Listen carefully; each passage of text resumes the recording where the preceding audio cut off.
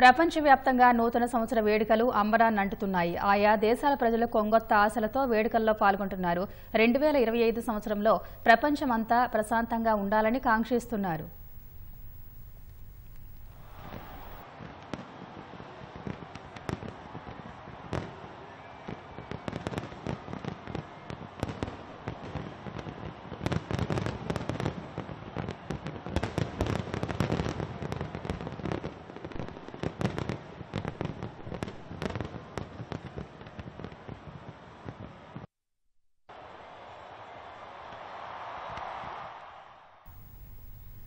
బ్రెజిల్లోని Rio బీచ్లో జరిగిన వేడుకల్లో వేలాది మంది పాల్గొన్నారు. బాణాసంచా వెలుగు జిలుగుల మధ్య కేరింతలు కొడుతూ కొత్త ఏడాదికి స్వాగతం పలికారు.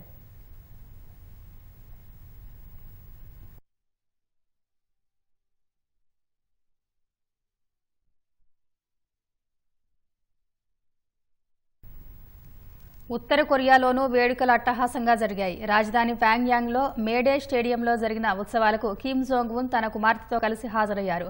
2018 నుంచి కొత్త సంవత్సరం వేడుకల ప్రత్యక్ష ప్రసారాన్ని ఉత్తర కొరియా నిలిపివేసింది. కొత్త ఏడాది వేడుకల్లో కిమ్, ఆయన కుమార్తె పాల్గొన్న చిత్రాలను ఉత్తర కొరియా మీడియా విడుదల చేసింది.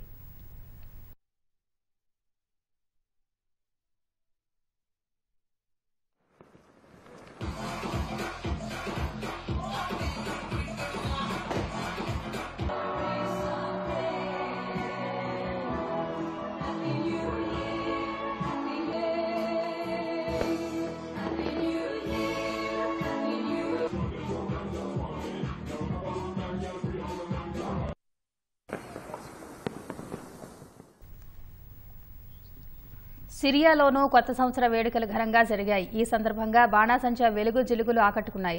డమాస్కస్లో జరిగిన వేడుకల్లో వేలాది మంది పాల్గొన్నారు. బషర్ అల్ అసద్ అధికారం నుంచి తప్పుకున్న నేపథ్యంలో సిరియా ప్రజలు కొత్త ప్రారంభాన్ని కాంక్షిస్తూ ఉత్సాహంగా వేడుకల్లో పాల్గొన్నారు.